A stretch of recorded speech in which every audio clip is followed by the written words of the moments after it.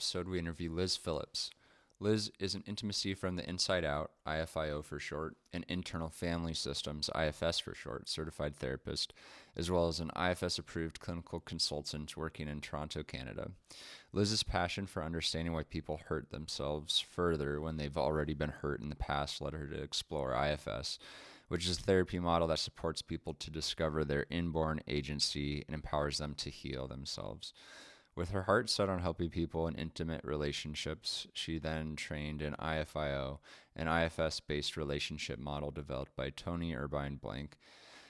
Liz became part of the teaching team at the IFIO organization and now trains therapists to apply the IFIO model in their work with the goal of supporting clients to shift their defensive dances into safer, more loving connections. I think you'll gain a lot from this conversation, whether you're in a romantic couple relationship or not. Hold up, one more thing. If you have not yet scheduled your 45-minute free exploration call to find out what the root cause of your symptoms are and your next steps to getting symptom free, you are going to want to pause this podcast and go do that right now. So I invite you to go to nutritionwithconfidence.com, book your free exploration call, and find out how to get your results. A good place to start would be to go over internal family systems in a nutshell. Our listeners likely aren't too familiar with internal family systems, and I know that's a big question because IFS is a huge, complicated model. But if you were to just describe internal family systems in a nutshell, how would you describe it? Yeah, no small task. But, in a way, it kind of boils down to, what happened in your family of origin and in the environment around you as you're growing up is going to shape how you relate to the world. And so, according to Dick Schwartz, who developed this model, we are all born multiple. We're born with different parts. So, you have that feeling of sometimes you want to go to some part of you wants to go to a party and some other part wants to stay home in your pajamas. So, that's already a natural state. We're multiple. We've got multiple subpersonalities, but some of those subpersonalities get recruited into extreme roles when we get hurt. So let's say you were told, as a little kid, you're too sensitive, then a protective strategy of one of these subpersonalities is going to develop and say, don't show your sensitivity. And maybe another one's going to also say, yeah, you are too sensitive, and start to internalize that voice. And the one who is feeling sensitive we would call an exile. It's the part that has been told, you're not welcome here. You're too sensitive. The message is you're not welcome. And so these other protective strategies develop to keep it exiled, because for children, when parts of them are not welcome, they're not actually safe. And that's really frightening for a child, whether they're consciously aware or not. It can be life and death to a small person. It can feel that way and it can be that way. So IFS is about getting to know these protective strategies that people have developed over, decades usually. Someone might come into therapy in their 20s, maybe earlier, but usually 20s, 30s, 40s is when people start seeking therapy. And IFS helps people befriend these protective strategies and get to know them and what they're trying to do. And then what they're trying to protect. What's the vulnerability or the old pain, the old wound they're trying to protect in ways that actually probably aren't working anymore. And I say that, and this will be sort of a segue, at some point into the couples work, but, we're relational beings.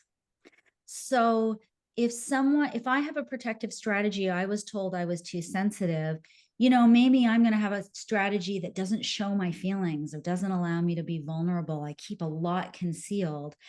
That's actually going to get in the way of me relating to someone, especially, intimately, whether it's a friendship or a romantic relationship.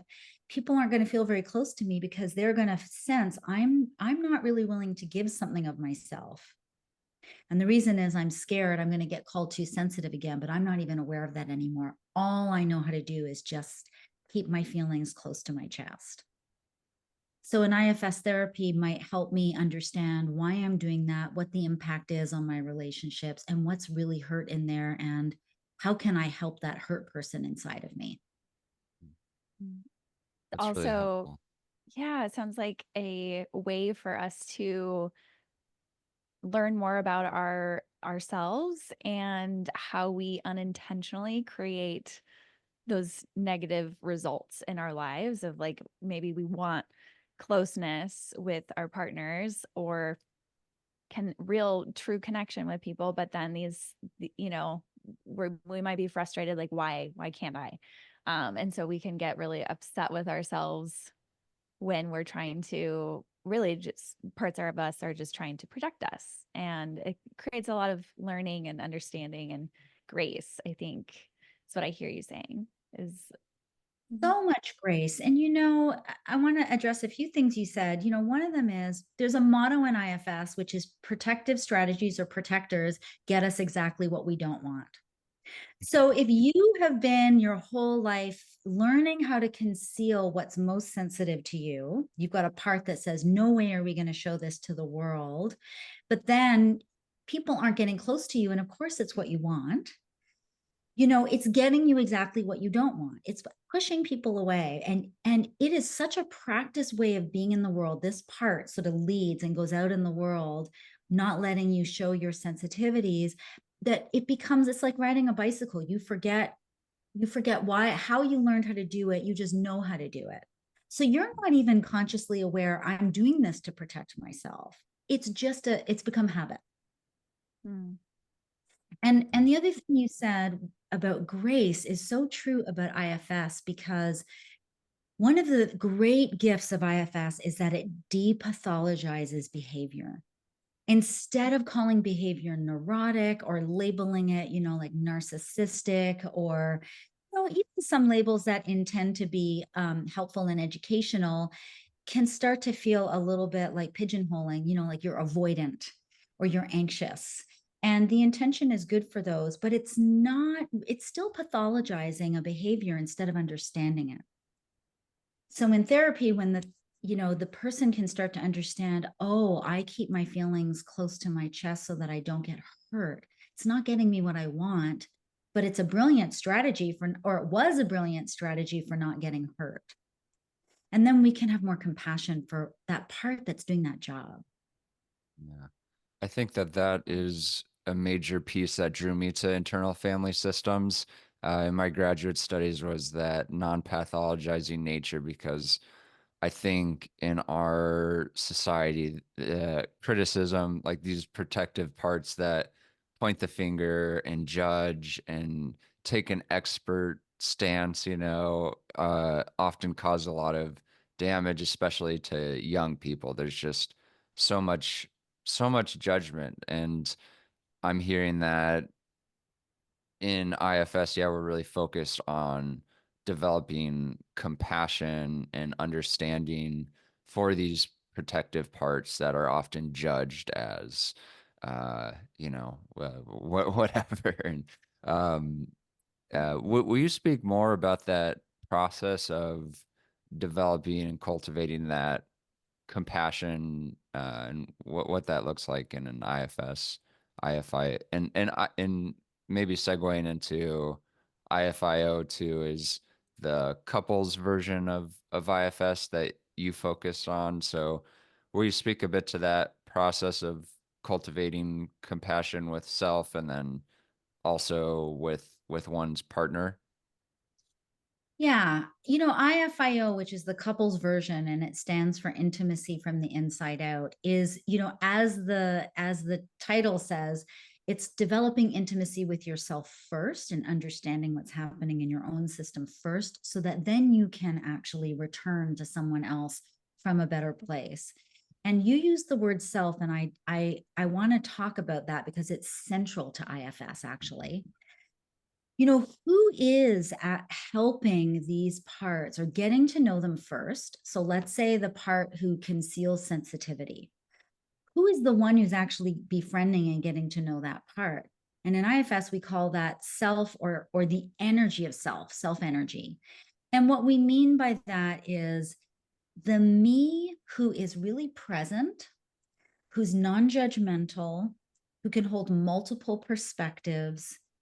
I know that there are a lot of traditions that have these ideas about the self. So there's one in the Buddhist tradition as well. And, I'm not so well informed in that, so I'm not going to attempt a definition.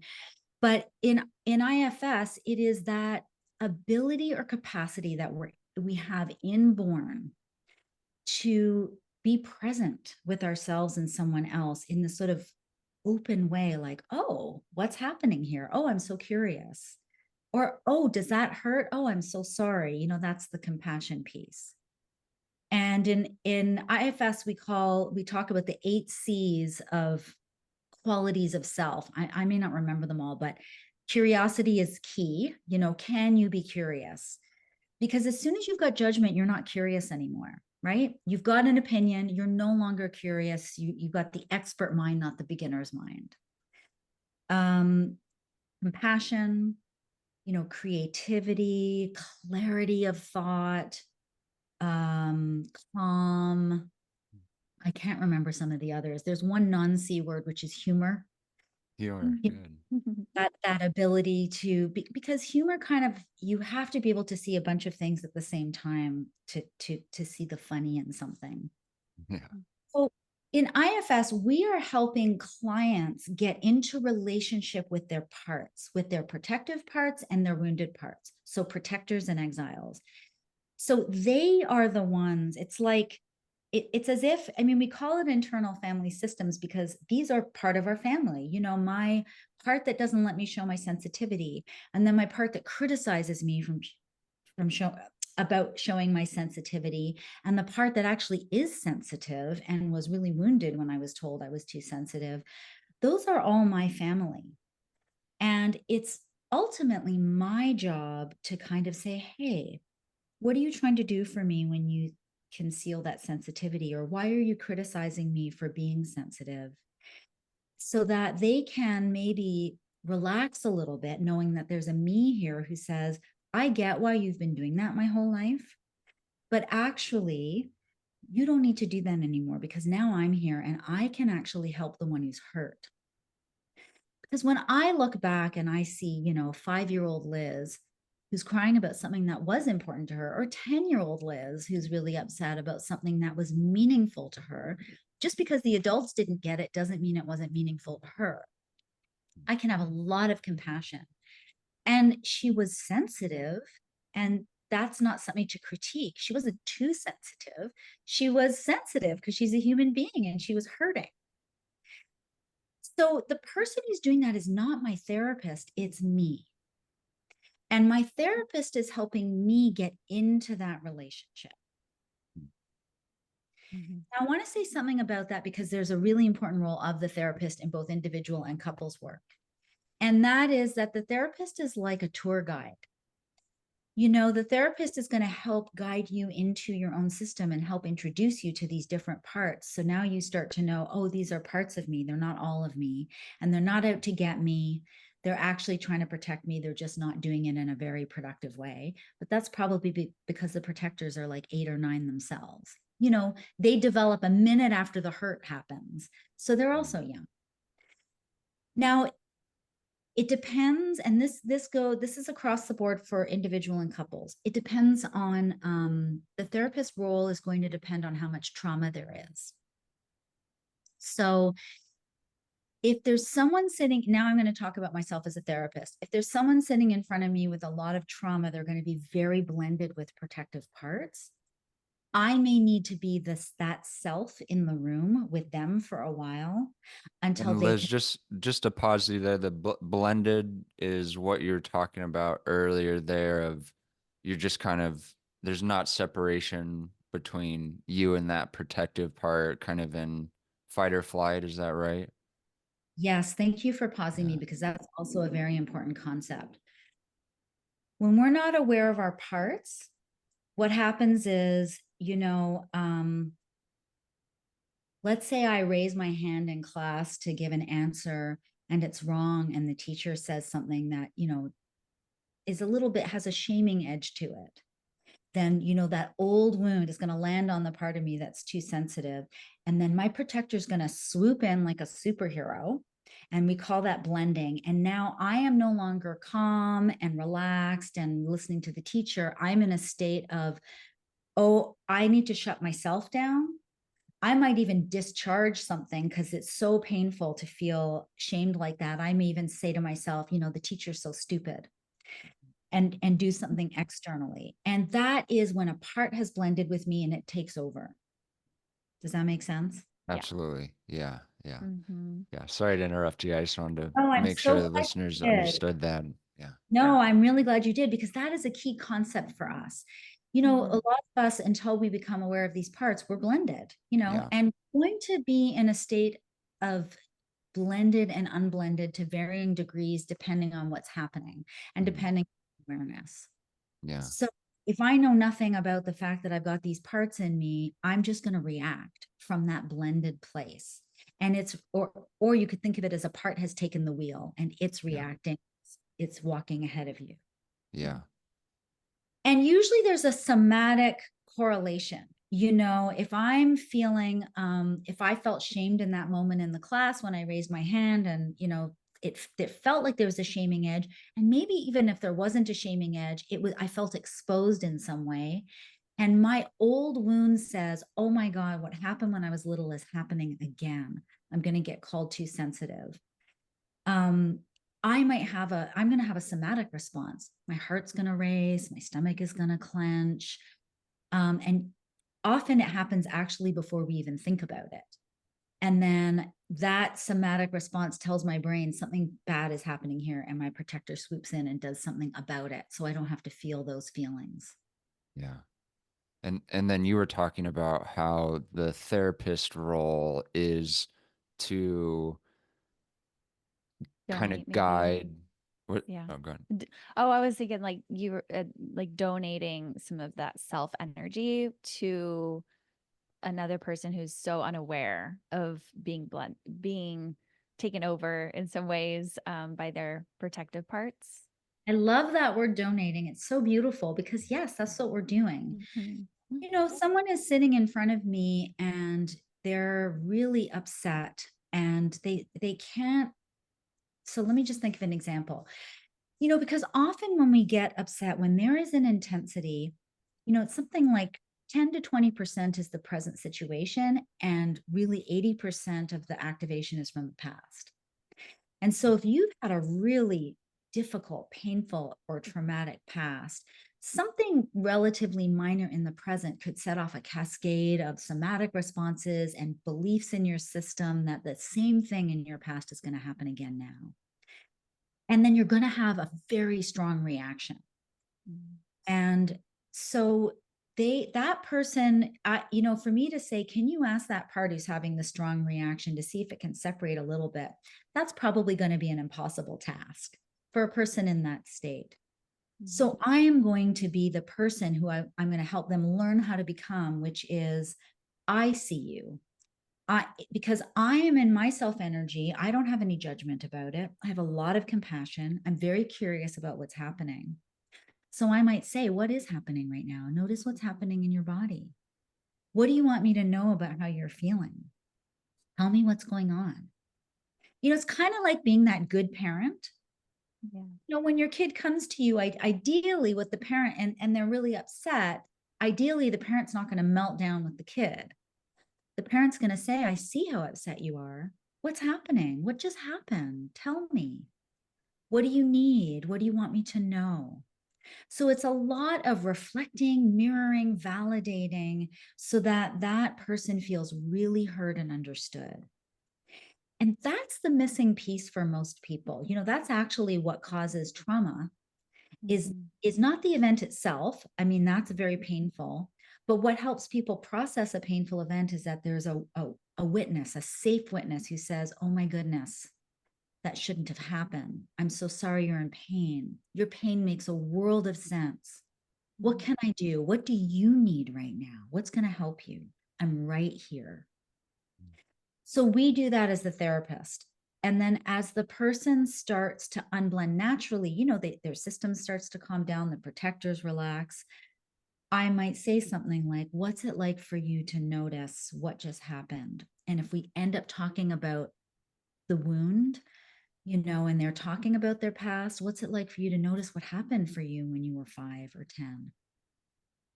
How do you feel towards that little kid version of yourself who sustained those wounds, who had those relational ruptures? So that's what I mean by the therapist doing that. And then I'm going to start to turn them towards themselves. Mm. Can you look at that child? How do you feel towards that child? Yeah. Now they're in a I self relationship.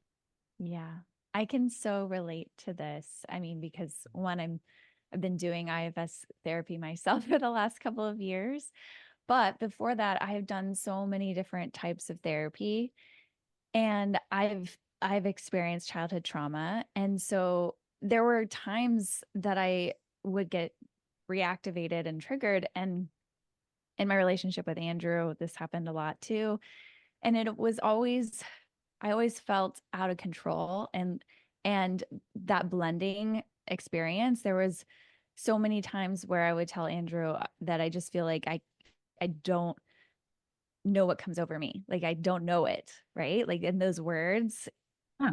I didn't know. I didn't know that part of me. And and I think what's so meaningful about it is really also with the trauma piece. I think there's so many different protectors. And a lot of the work that I've been doing is really getting to know those and what drives my protectors, just so that I'm not so it's like the compounding kind of triggering effect of like more protectors getting like on top of other protectors because of not wanting to be so flooded with the somatic experiences of um, revisiting that feeling or the trauma. I hope that makes sense, but it's very like layered, and Perfect. then but it's given me such a great tool to do on my own. Whereas other therapy, I would feel capable of connecting with like or borrowing the therapist's self energy in the session, but then outside of the session I just felt so helpless and I didn't know how to help myself, which is pretty cool that IFS is not really focused on that, or I mean not that other therapists are focused on that, but it allows people to step into more of their own self energy to help themselves more. I couldn't agree more. And it was a real game changer for me when I discovered IFS, because I think what IFS does, the first thing is it's a beautiful metaphor that people get.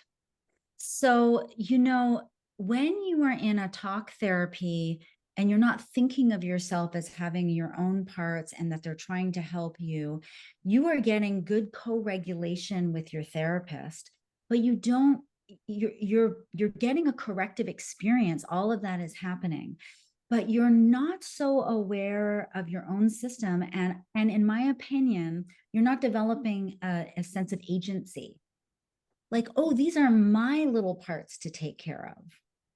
So Mhm. there's something about parts and the way IFS packages it for me that starts to make me think about it in that way. Like, I have these children that are mine. They're my family for the rest of my life. And some of them try to help me in these ways and it's not so helpful, but if they can start to connect up to me and see I'm here now, they won't have to do it. And I just find that metaphor, empowering.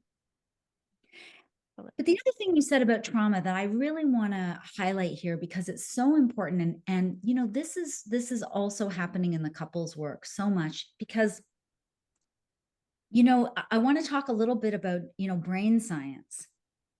Yeah. Our organism, our brain is organized to keep us safe. And the way it does that is we've got this thing called an amygdala, which develops in our brain early on, that is lets us know, takes snapshots of when we're in danger. And it doesn't have a timestamp. It doesn't really know when that danger happened. It just knows it's danger. And anything that looks like that it's going to say it's happening again, even though you're in a completely different time and place. So your amygdala stays the same, taking these snapshots your whole life. And when it senses danger, it's going to dump a whole bunch of stress hormones into your body, whose job it is to get your blood into your extremities so that you can either run or fight or freeze. And that when that's happening, when you're in that chemical dump, the last part of your brain to develop, which is your thinking brain or neocortex, it goes offline. Now that makes a lot of sense. I want you to think about it. I'm going to give you a metaphor for this. If your brain didn't do that and you saw an animal bearing down on you and you weren't sure if it was a lion or a pussycat, and you stood around and thought, well, I'll just wait and see how close it gets, and then maybe I'll be able to see. I'm going to think about it. Chances are, if it's a lion, you're going to be lunch. Mm. Your brain says, I'm so sorry, no time to think. Our job is to survive. It's built into us, this survival strategy. So it just says no thinking, assumption it's a lion, gonna put you into fight or flight so that you can do everything you can to save yourself. And our brains do not distinguish between emotional danger and physical danger. So when you're small and you feel unsafe for whatever reason, let's say you have a parent who drinks to excess, and so they look so different when they're inebriated. Their eyes are unfocused, they're slurring, they're bumping into furniture. This isn't safe. This is not a safe adult who's strong.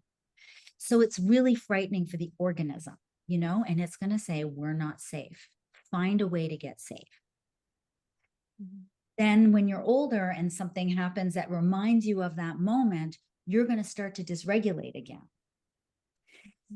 And the reason why I bring this up is, you said, Natalie, I'm trying to remember the phrase, I don't know what's come over me. Mm-hmm. And you actually don't, because in those moments, your thinking brain has gone offline. You probably have a whole bunch of adrenaline and cortisol in your body. And whatever happened with Andrew, your brain said, uh-oh, some old trauma is going to happen again here with Andrew. And it forgets that you're an adult now with choices and options. It just puts you into survival state. Mm-hmm. It thinks the only way out is to just put you in that state. And what I tell my couples is, when those chemicals are in your body, you actually can't think. You can't will yourself out of that state. So go take a walk or do some jumping jacks, but don't keep having this conversation, because you actually are in a chemical soup that won't let you think your way through it right now. Yeah, your body will get safe.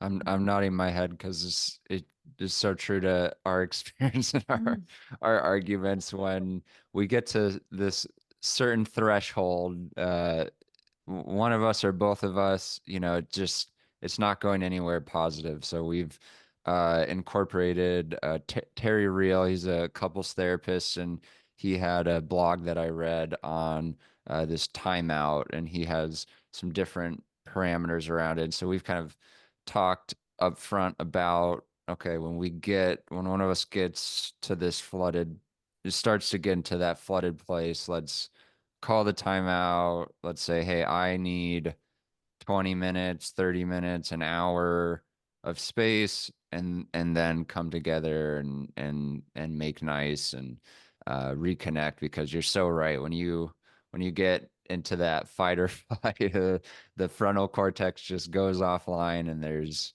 no reasoning. You're just you're blended. That part is taking over and keeping. And so in those scenarios, it's always then this protective part protecting the vulnerable exile. There's something happening in the relationship that's doesn't feel safe, and this part's hopping in to keep this little part that's vulnerable protected. Is that right? That's right. And it may or may not be true about the present moment. So if we just take, intimate partner violence and put that to the side, because that's not what we're talking about here. That's a whole different conversation. A lot of that lack of safety feeling isn't real in this moment, in this relationship. But it's that exile, whatever, let's say, your partner said, would you mind doing the dishes? And, for you, it's being yelled at by your parents when you were little in a way that was so frightening. um, it's not that that question is unsafe. It's that it's a reminder to the exile, uh-oh, I might get hit again, or I might get, yelled at again, or sent to my room again, or, told I'm not a good boy or good girl or good child again. So it thinks it's unsafe. And then the protector comes in. And, that's another way of saying your amygdala goes, uh-oh, warning, we're not safe. And your brain dumps a whole bunch of chemicals and says, we're going to go into fight or flight. And from a protector standpoint, it could look like, I yell back and say, don't have to speak to me like that, which then is going to land on you in a certain way. And then your protector is going to get activated. So they're one and the same. The brain, the body chemistry, and the protector one and the same. They're just two different ways of talking about it.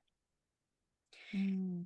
And I want to say one other thing though, because you said we take a time out, 20, 40, 30 minutes.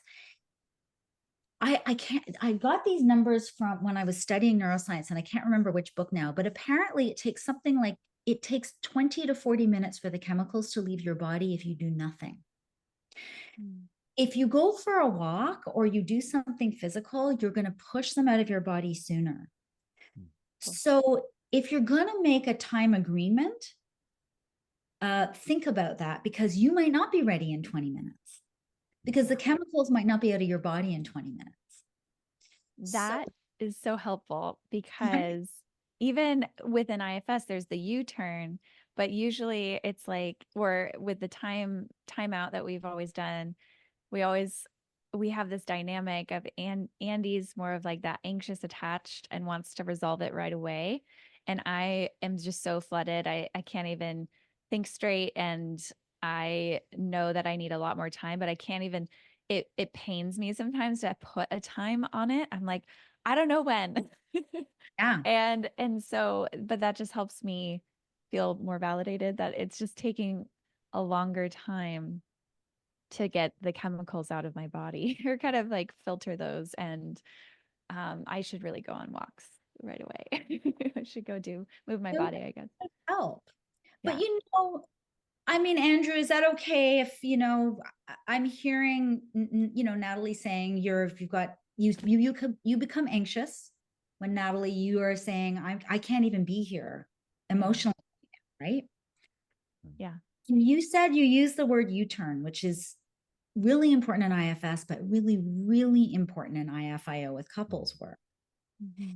Because in that moment, when you're describing, both of you now are blended with a protector that's trying to get a need met for each of you.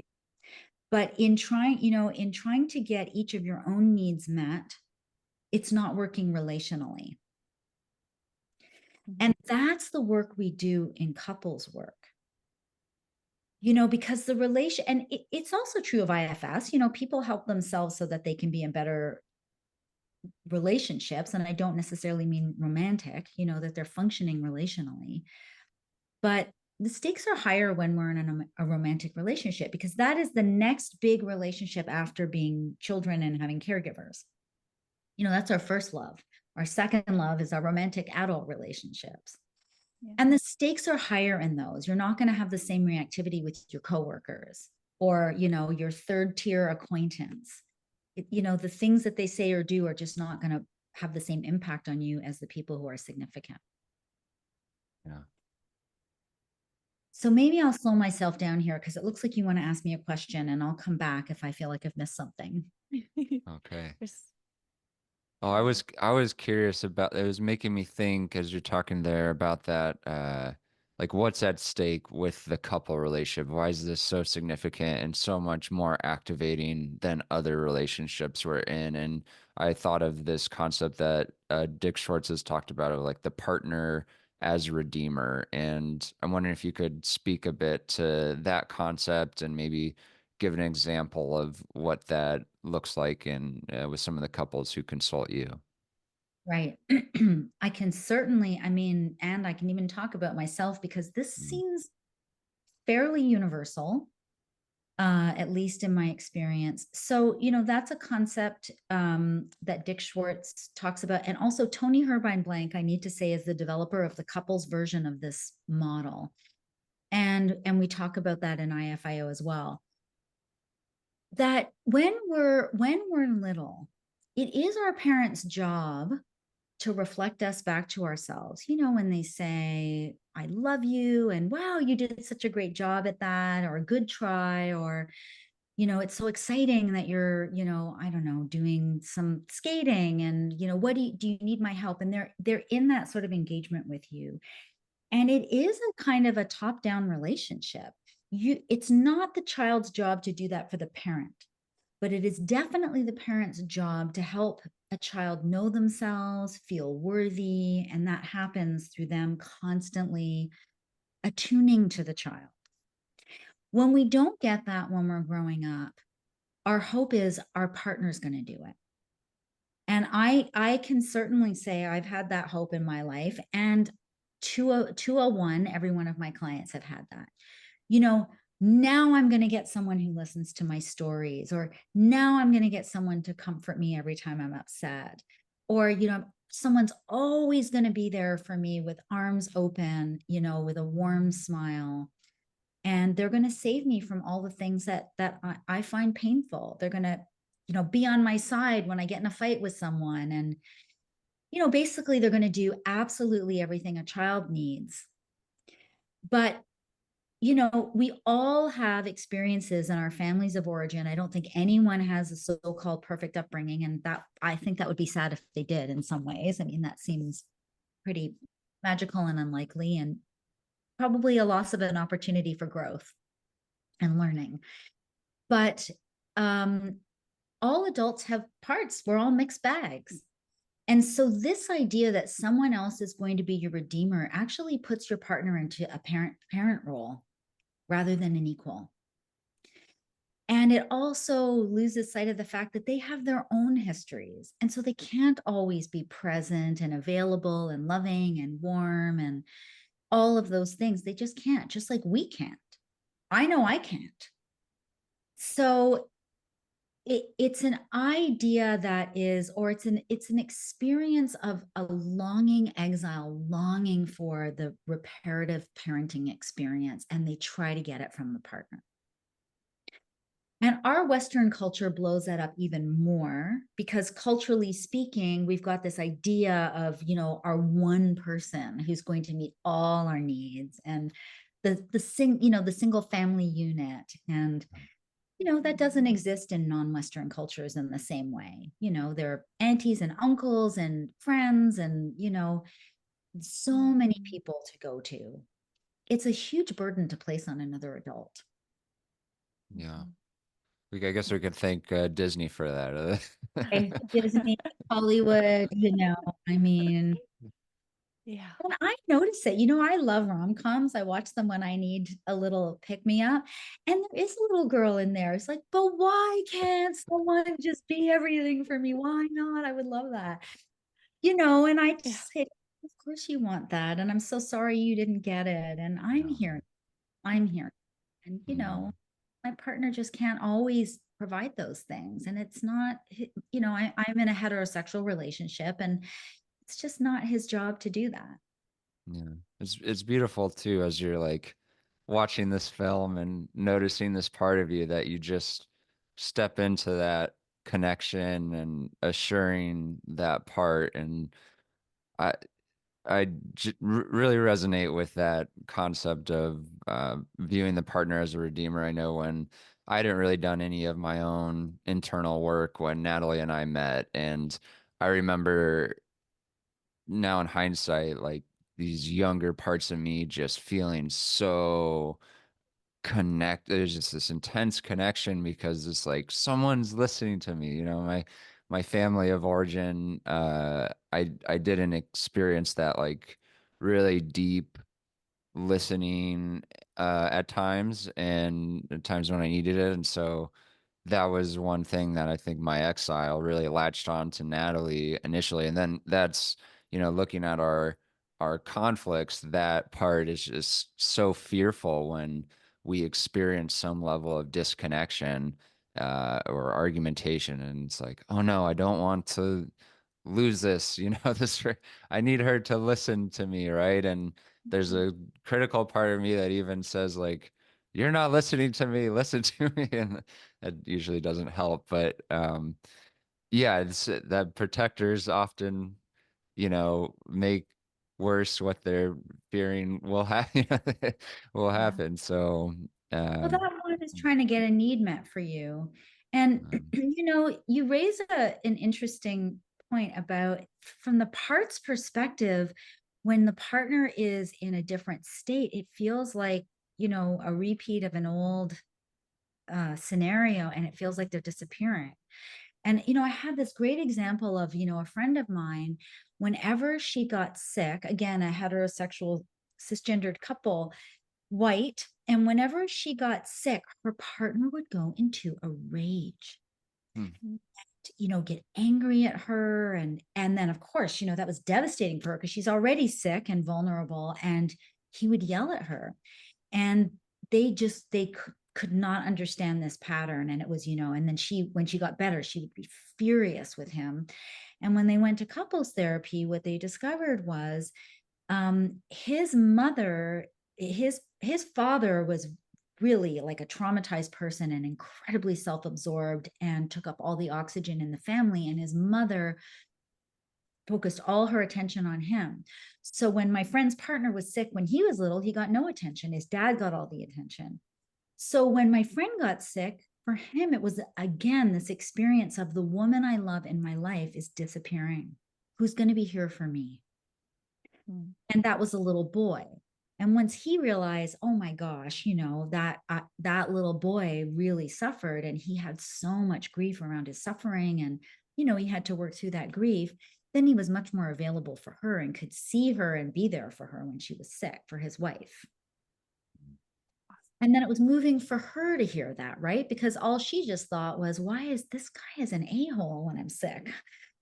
And now she could see this deprived little boy who was abandoned every time he was sick. Mm. Yeah. I'm glad you gave that example because I was going to come back to our little example to help just see if you could expand more on how the negative dynamics among couples, how we can shift that, and what are what are things that couples can do. If definitely seeing an IFIO therapist, but what would that look like if they were to do that? And especially if those needs of their exiles both aren't getting met, how do they show up for themselves individually and then be able to connect and be there for each other? So, that is the two basic principles of IFIO are, first, what is happening? What's happening between this couple that's creating this protective dance between them that's keeping them disconnected? So, coming back to the little bit you told me about the two of you, maybe Andrew, when you start to get anxious, you pursue Natalie in some way.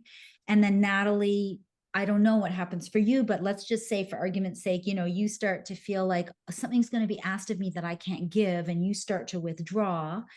And then that, Andrew, scares you even more. I'm not going to get my needs met. And you start pursuing, maybe you feel angry or frustrated. And then Natalie, you start getting defensive or shut down. That's the pattern. So I help people see they've got a pattern that a need is trying to get met, but the way they're doing it with these protective parts, the pursuer, the withdrawer, that those parts are not going to get those needs met. They're disconnecting instead of connecting you. So in the what's happening here phase of the work, I try to understand, well, let's see what is driving that pattern. And so I'm going to do that U-turn that you talked about. And what that means is I'm going to take each of you into your own systems and find out. So Andrew, this part of you that's pursuing, what's it hoping to do for you by doing that? Or what's it afraid would happen if it didn't pursue? And I might hear an answer like, well, the hope of the part that's pursuing is that I'm going to bring her back. And that intention makes sense. You know, the intentions are always good. They make sense. Of course, you want to bring her back. And then if I say, what are you afraid? Oh, sorry, there was just a plane. We've got our air show happening right now, and one just went overhead and scared. Oh, wow. That's exciting. Nervous system dysregulation. All right, I got to calm that part of me down. Okay, we are not in a war. Right. So then if I said, you know, what are you afraid would happen if you didn't pursue? I'd probably get more information. Like, if I don't pursue, Natalie's going to leave and then I'm going to be left alone. And I was left alone so much growing up. So there is something from your history that is driving this behavior. It's, you know, the fear of being left alone, maybe the person never came back to you when you were little, no one apologized, no one acknowledged your feelings, something like that. So you got a part that says, never again, I'm going to pursue until they come back. But it's actually not getting you what you want. So that's your U-turn, Andrew. And then, Natalie, I'm going to do the same with you and find out the part that withdraws. What's it hoping to do for you? You know, it's hoping to get Andrew to stop. Well, why? If Andrew could stop, what would that do for you? You might say, well, then I feel safer. You know, I don't have to run. And, you know, what would happen if you didn't run? And it might be something like, in your experience of pursuit, something bad happened, like you were overwhelmed, you were harmed in some way, you got in trouble, you know, anything. So it's your old system going, this looks so much like what used to happen. I think it's happening again. And it's not you, Natalie, who thinks that, but it is some exile, some young, terrified part of you that's still stuck back there. And so then I'm going to help you both make sense of that. You know, does it make sense to you that when you got this little girl who gets scared, this other part takes action and it pulls you out? And when you've got this little boy who gets scared, you're not going to get your needs met, it pursues. And it's not getting either of you what you want, but that's what's happening right now. You know, do you two get that? Mm-hmm. And once you see your own pattern, I'm going to offer an alternative. And this is the heart of the IFIO model is, what if we could do something different here? What if you two could learn to actually speak and listen in a different way so that you could actually be talking about what really happens inside you and you could get really understood by each other? And then maybe from that place, you can negotiate a new way of interacting. But first, to just learn how to speak and listen differently, because the way you're doing it now isn't working. Would that be of interest? You know, you're both nodding your heads. And that's what I get from my clients, because of course it's of interest. What they're doing is not working. So then we do, you know, the speaking and listening is a very slow process. Like, it can happen over weeks, months, years, because we are slowing down a process that's normally super fast. You know, the moment you get anxious, Andrew, your protector just goes. And then Natalie, yours goes, okay, here we go. I'm out of here. And so we slow that down. It's like looking at the anatomy of a conflict, frame by frame, slow it down. And we help people learn how to listen from their self rather from a part, which most of us don't know how to do. Mm-hmm. You know, we're listening and we're going, oh, I'm going to debate that point. Oh, that's not right. Oh, I'm being mischaracterized there. Okay, well, when I get a chance to talk, I'm going to talk about that. And they're not actually listening about the other person's experience. But people who speak also tend to speak starting with the word you. Well, you're doing this, and you know, if you just didn't do that, I wouldn't have to feel this way. It's really that's why we're here in the first place. Like, stop doing that. And I'm going to help them talk about what happens to them, how they feel and experience it, instead of pointing a finger. So when Natalie leaves, what happens inside you, Andrew? What do you tell yourself is going on?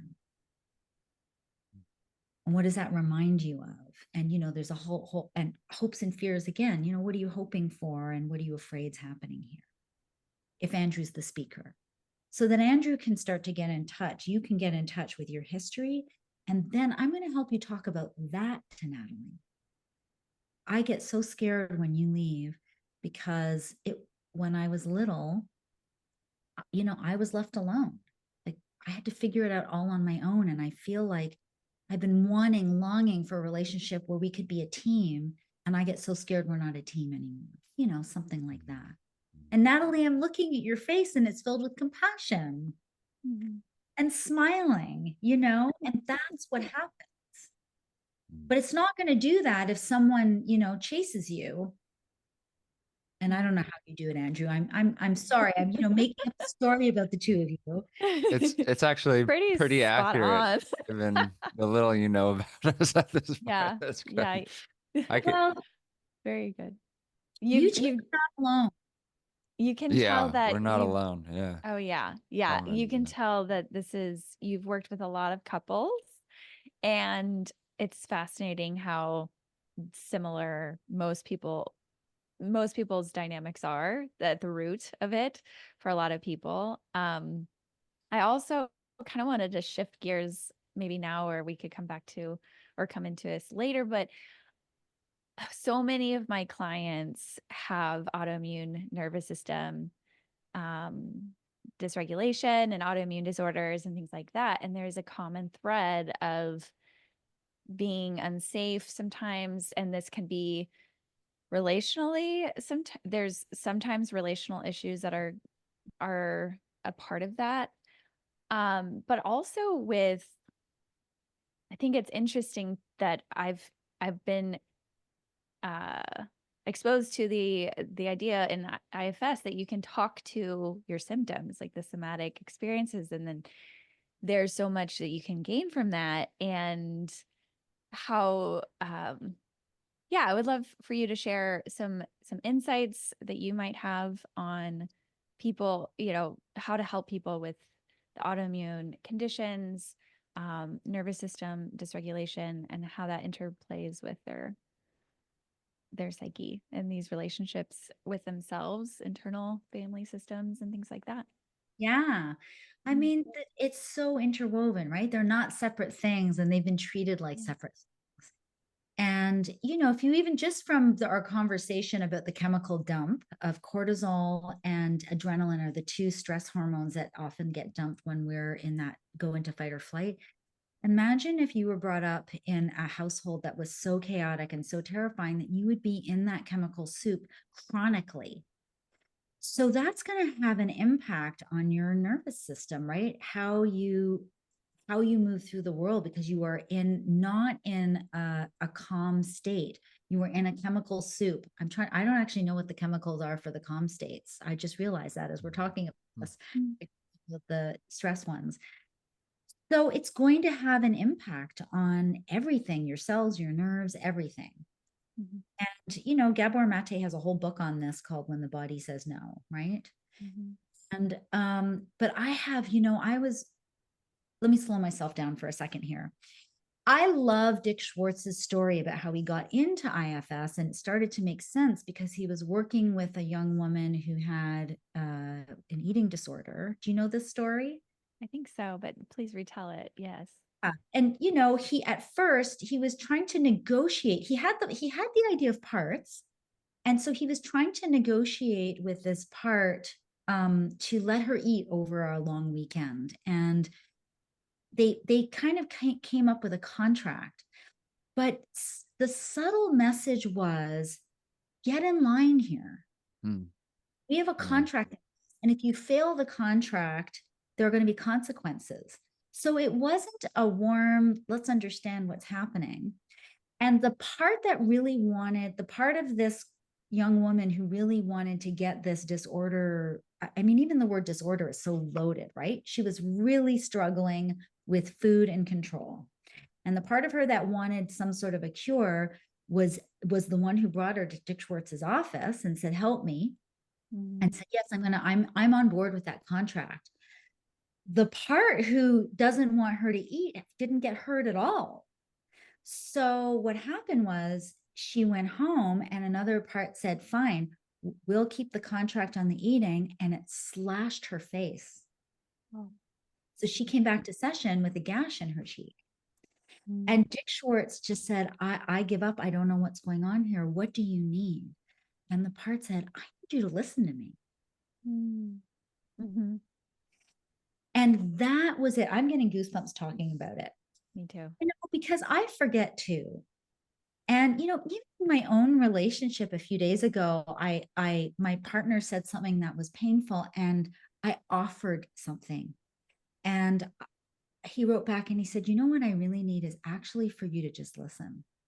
And I just thought, of course. I didn't ask him what he needed. I just came in and tried to save him. So, and that's what Dick Schwartz did with that contract. So, this idea of listening to our parts is not something that's in the mainstream. So, I would say starting there with your clients, what wisdom do these parts that have gone into autoimmune have to impart? Mm-hmm. Mm-hmm. I'm actually I'm really excited because I'm going to be hopefully getting another practitioner on board who is IFS trained, because I noticed this in myself, that part of what got me into seeking nutritional supports for my body. I mean, yes, I love that part, but the intention of that part was good, but it kind of got little out of control, I guess I would say. Like it's and I see this a lot in my clients too, that the intention defines the result. So if we're kind of coming into it from like this desperate energy of like, I need to do this because my life's on the line, and that's often the case when a lot of people actually seek out nutritional changes, is like when they've hit rock bottom with their health and there's no other solution. So this is the only solution, and it is life or death for them. That's a great place to start. Honestly, it is great. We need those parts to like kick into gear in survival mode to get us going. But then it's like we need to also listen to all of the other parts that maybe at times we need to take some steps back and not be so rigid, or be more gracious towards ourselves, and walk the line of like how we're navigating these choices that we're trying to implement. So anyways, I just had to say that piece. I think this is so common to overreact to a part of with like a part of ourselves, like getting us into something that's actually really good, like getting us into the session with the practitioner in the first place. I always say to myself, there's always a good reason. So if someone comes in and they've got a really angry big protector, instead of me saying, you need to actually behave well, or I'm not going to talk to you, that's not showing any interest whatsoever, right? The protector is just going to get bigger. So showing an interest and saying, I see you're angry and I know there's a good reason for it, and I'd like to hear about it. Can you tell me about this? Tell me what's going on. So I want to say that. And I also want to say we have different protectors doing different things in our system. And sometimes we have to work with one to get to the other.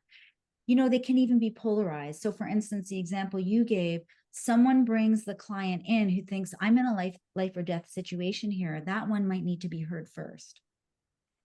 And then once that one's heard, are there others that have other ideas? And they might even be the polar opposite. But oftentimes when I interview them both, they both have the same aim at the bottom. It's to help me feel better, to help me not have this pain, to help me. Mm-hmm. For my So yeah. Yeah, an example for me that with that part is like I have a part that's wants to constantly think about like, okay, well, what's at the root of this symptom of that's coming up for me, and like trying to figure that out. And then it's connected to another part that's like, okay, well, once we figure that out, then we're going to go and do that. But then I have a third part that's like, but less is more, actually. Like, really, what I need is less. I need to do less. And so it gets angry at the part that's trying to figure it out and do the next thing and all of this, because I know that I just need this other one's like, well, we're both trying to get you to feel better. And maybe, just maybe, this other one, it gets overpowered though, because it's like, well, if we don't do anything, then we're not going to get anywhere. So it's like when to use which. You can get really confused. All of those parts need attention.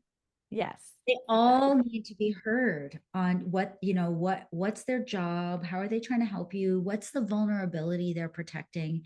And I am hearing a common theme. They're all doing it in different ways, but they want to help you feel better. Mm-hmm. And you might find that once you listen to each one of them and really hear them, and it helps me to think of them as children. Yeah. When I'm really letting them speak and I'm really getting them, they just relax. Mm-hmm. Then I can actually get in relationship directly with the one who's hurting. Mm-hmm. Mm-hmm. What I've come to is like when I can get into that rested, like calm state and really hold space for them all and listen to them all. And oh my goodness, they're all so important. And Right. I can see the dance of like how each and every one of them is needed. And there's more of a wisdom about making that next decision.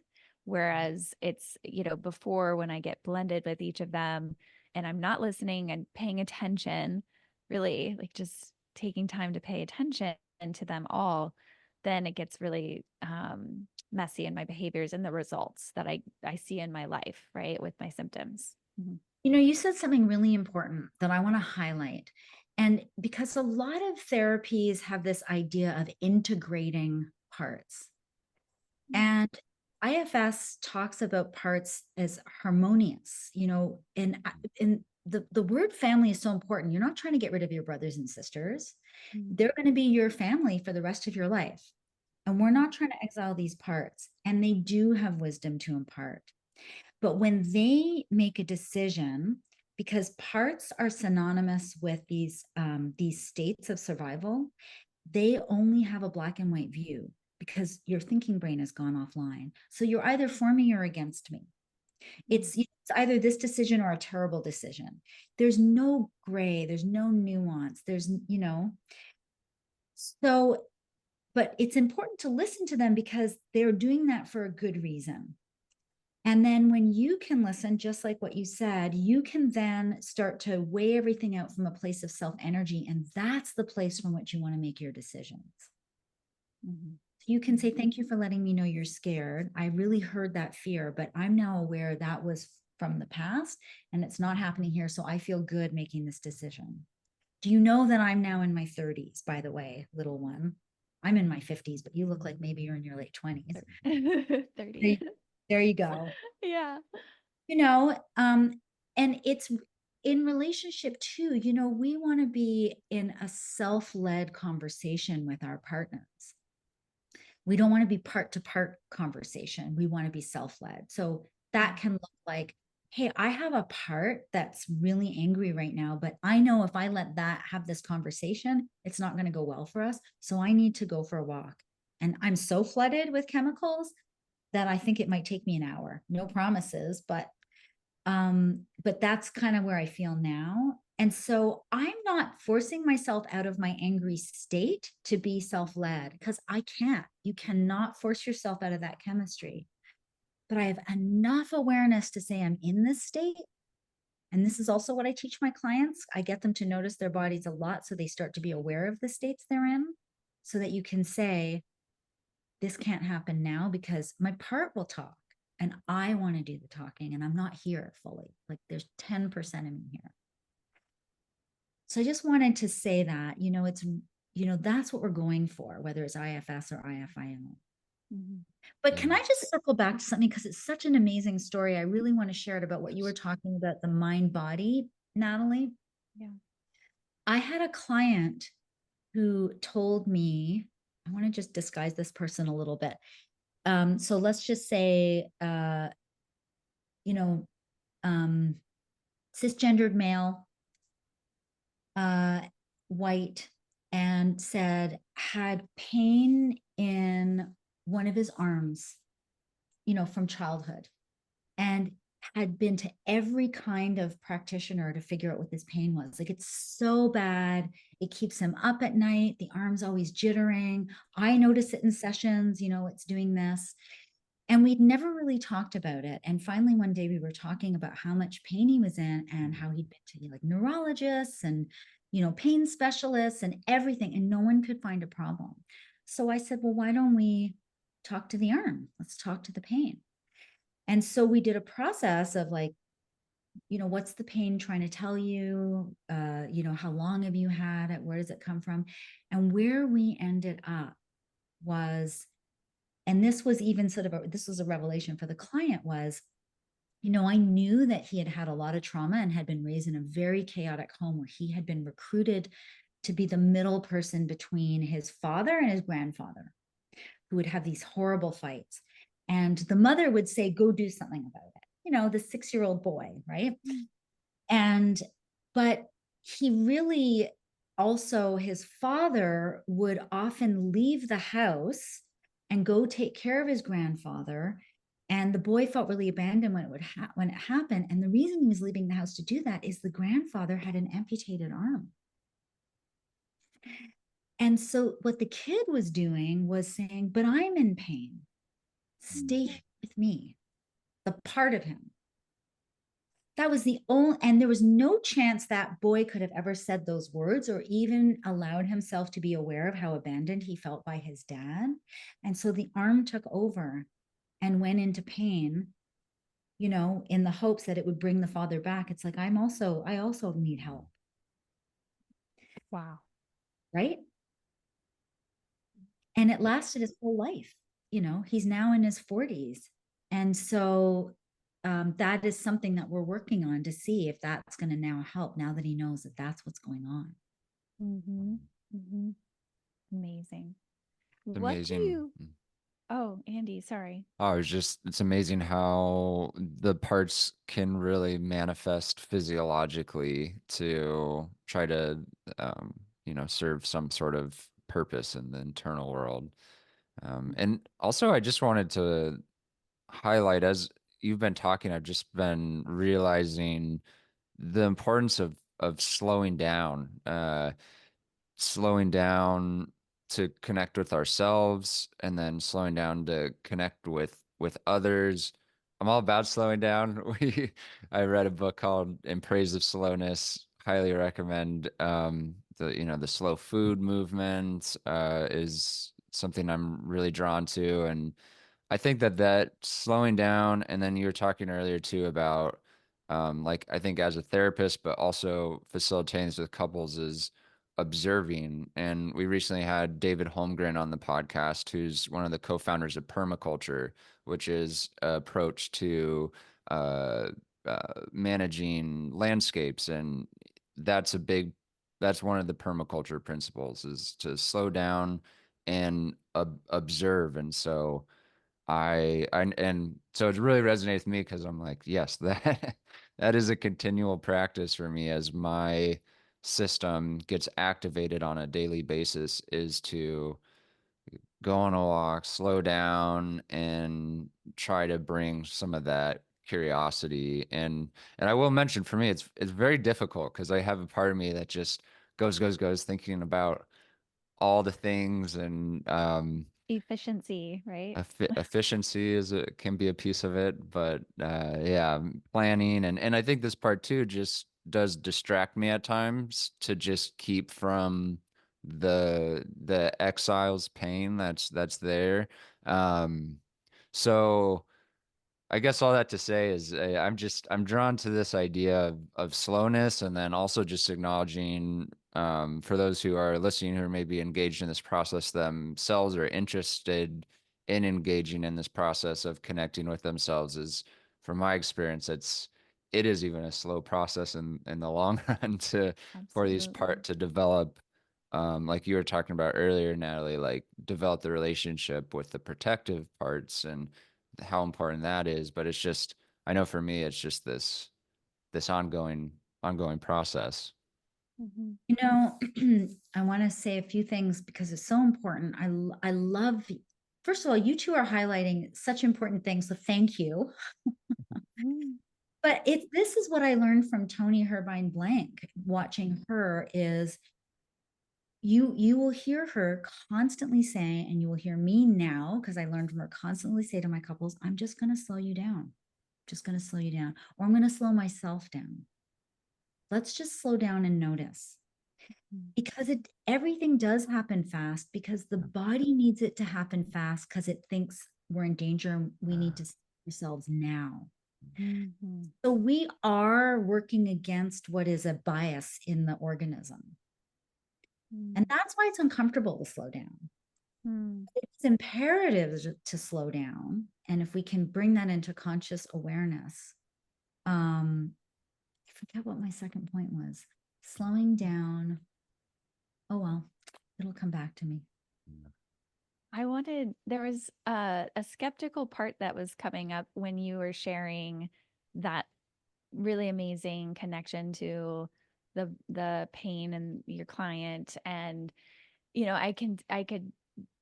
I actually am aware of some people who I've uh, mentioned IFS to them and to check it out, but there is kind of the skeptical part. So what would you say to that part that's skeptical?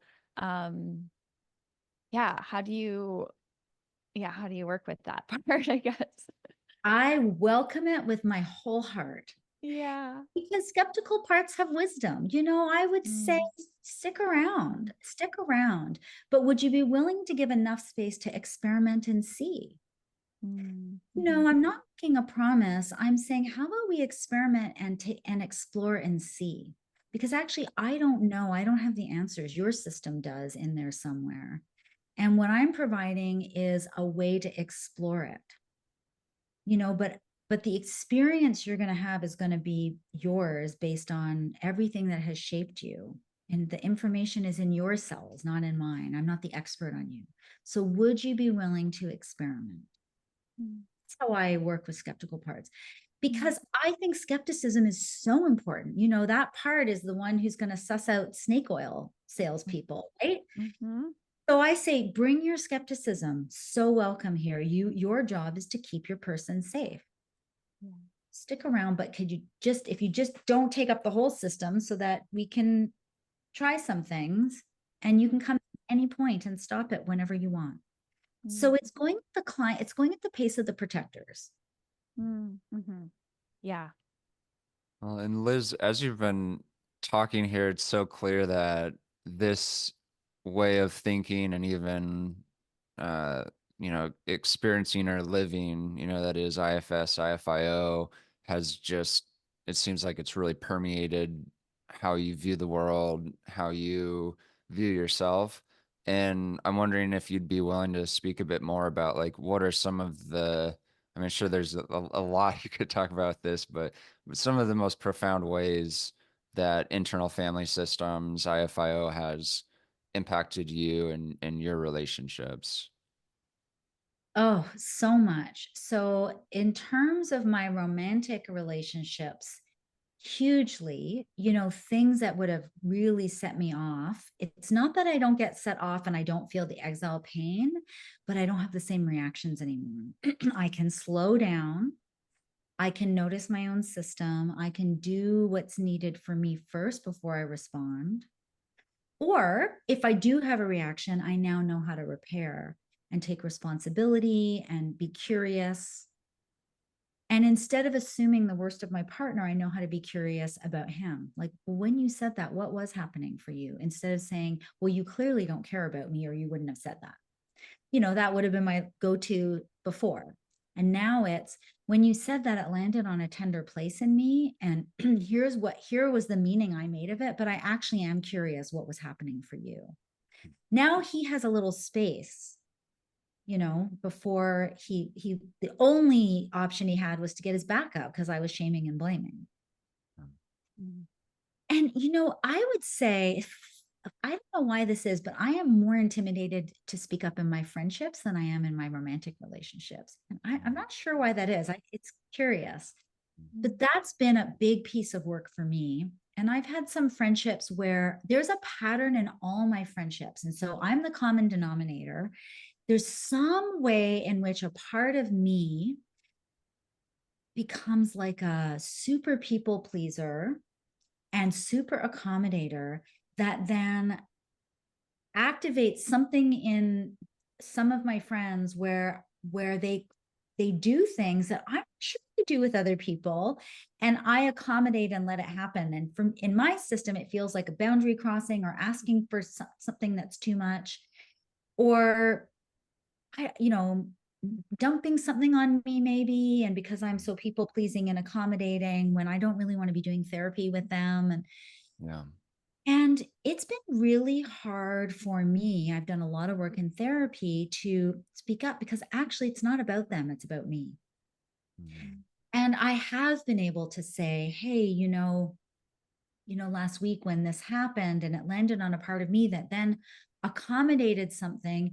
But the truth is, I I'm struggling, that whenever we get together, you tell me about what's happening. And of course I want to know what's happening in your life. But in some ways, I'm starting to feel like your therapist. And I want to be able to talk about other things. And like, can we look at this dynamic? Mm. I'm saying it with much more kindness, but firmness about myself and taking responsibility for where it's landing and speaking for a need. Clearly, it's clean. I have a need for something that doesn't look like therapy. Now Mm. they're allowed to have whatever reaction they want, and then I'm going to check myself and figure out what needs to happen next. Mm. And that's a piece of advice I got from my therapist a long time ago, who I think was doing IFS but didn't know it. Mm. But she said, being relational means slowing down, seeing what's happening inside you. How are you reacting to what the person did? Taking responsibility and speaking cleanly about your experience. And that's what IFS teaches us to do by using parts. I have a part that feels this. I have an exile that feels this. This is what's happening. And would you be willing to X, Y, Z? And then the other person gets the chance to say yes or no, or maybe. They're their own person, free agent on the planet. They owe me nothing. And then if they say no, but I haven't shown up with a sort of a pushy part, they might say no, but here's why. Because I can't do X, Y, Z. And I might say, oh, that makes sense. Thank you for telling me. It's moment to moment relating. Slow down, check what's happening, get curious. What's happening with them? Ask, ask, ask, ask. Mm. How come you just said that? What's going on? Here's where it landed for me. Are you aware of that? Yeah. Yeah. It's this continual process for you. I'm hearing of like checking in as you're noticing what's coming up in your body, uh, communicating that to the person you're with in a way that's like really centered on your experience, and then going from there with listening to them, perhaps making a request. Um, and That's I right. mean, it makes sense to me as you're talking that this is what you do for work with walking people through these processes. And so I could imagine in your friendships, you're like, I just want a break from this. Right. Can we just talk about the weather a bit? Yeah. It And also, the word collaborative. Sorry, Natalie, I want to get this word in before I oh, forget it. cool. Yeah. Collaboration. Mm. Collaboration is based on two people hearing each other and understanding each other. It can't happen without that. And so, what I'm asking for is not a demand. It's like, can we collaborate on a solution that works for both of us? But when we are distressed and our parts are taking over, we can't even have that conversation. We're just disconnected. I'm glad you were able to put that in because it actually segues into the question that I've been thinking about is what if the person that you're relating to and trying to collaborate with doesn't want to collaborate or is so blended all the time and unaware of it and not wanting or open to be aware of their parts. So I love that question. So, that happens in my sessions all the time. So let's just say there's someone who seems intractable, right? They're just like, this is just how I am. What I say to the other person is because the other person wants them to change. And, this is really the basis of often for couples therapy is we go in hoping the other person's going to change. Like I'm going because I think my partner needs to change in some way, not because I think I need to. So there's one person who appears intractable in their position, and the other person wants them to change. I say to the other person, what if this were something that were immovable in your partner? Would you like my help so that you could feel differently whether or not your partner does the thing you want them to do? Mm. In fact, you don't have to feel the way you feel right now. You could have different choices and options. Would you like me to help you explore why you get stuck in relationship to that? So that's one question, because that really is about, once we're adults, ideally, we're free agents and we have choices and options. And trying to get someone else to change is never, ever going to work. So that person might say, oh, actually, I don't need them to do X, Y, Z for me to feel okay. Or they might say, it just doesn't work for me and I'm out. And then everything in between that, right? There's so many choices and options made from a self led place.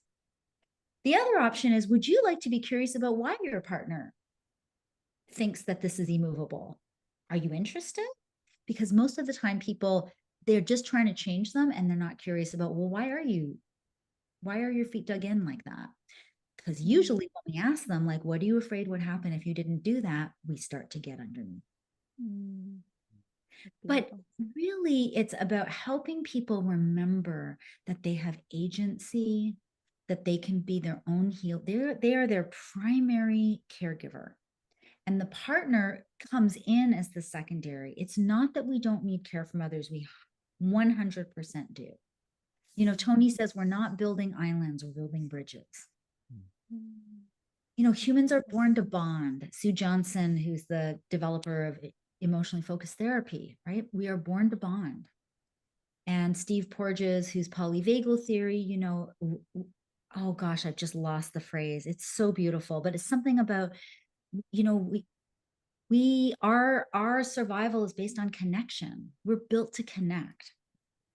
We don't do well out of connection. And not just psychologically, but physically. Illness is correlated with loneliness and lack of connection and all of that. So, but in order to connect well on the outside, we have to have a good relationships with ourselves on the inside. Because if I am just so blended with my furious, outraged part and I perpetrate that on my partner, I'm going to experience disconnection. I'm not going to pull him closer. If I can find out why I'm so angry, there's always hurt underneath, and I can talk about the hurt. I feel so sad when you're not available, to see me. I just felt I really missed you tonight. Then he can say, I'm so sorry I wasn't available. He can be sad with me. And then I really feel he's with me now. Right. Right. Well, Liz, we're getting to the end of the hour. I think I could talk to you for another couple hours here. This is such a engaging conversation, and I've noticed for me as we've had this conversation at the beginning, I was a bit anxious. Usually, if it's an interview with someone that's new, I have a bit of anxiety. But I noticed as the conversation's gone on with the self energy you've brought, the calm, the curiosity, the compassion in which you speak about others. It's just like, oh, I can just relax and be here and have this conversation with Liz and Natalie. And so thank you for that. And thank you for the work you do, because I believe that couples are really like the cornerstone of society. They have the most influence, as much influence as anyone else on children, and children are the future. And so, um, yeah, just thanks for all the work you do to help people get in touch with themselves on a deeper level so that they can connect with others on a deeper level. And for folks who are really are listening still, they're probably really drawn to these ideas and this work. What are some good resources for people if they want to learn more about IFIO, IFS, maybe if they want to find an IFIO or IFS therapist for themselves? To find an IFS or IFIO therapist, they need to go to the IFS Institute website, or Toni Herbine-Blank's website, which is called intimacyfromtheinsideout.com. So those are the two main places to find therapists in that field. And if they go to the IFS website, they need to put IFIO in the keyword search so that they're looking for IFIO therapists. Those are the relationship therapists. And I want to just say, I want to quickly say this because, this isn't just for couples, it's for intimate relationships in whatever configuration they come in. So that that's good. And then in terms of books, Dick Schwartz has a great book called You Are the One You've Been Waiting For. And that's the IFS couples version.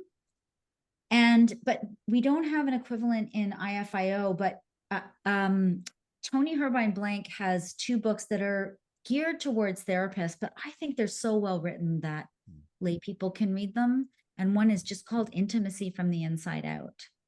Right. The other one is about skills. So maybe that's not really for non-therapists, but Intimacy from the Inside Out is talks to therapists, but I really think anyone would get something out of it.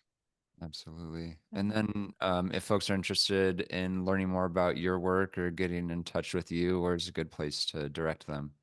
They can go to my website, which is lizphillipstherapy.ca. Is it .ca or .com? I'm now trusting myself. Let me just check. Oh, it's .ca. .ca. Awesome. Okay, great. And we'll put those links in the show notes for people if they're interested. So, well, thank you so much today. It's been really great. I'm so honored that you two invited me on. It's been such a pleasure to meet you both. And you two have obviously done so much work, and you're both benefiting from it. And I don't know if you plan to have a family with little ones, but they are going to hugely benefit if you do. But all your friends and family around you are going to benefit from the work that you do. So thank you for everything you do for the people in your lives.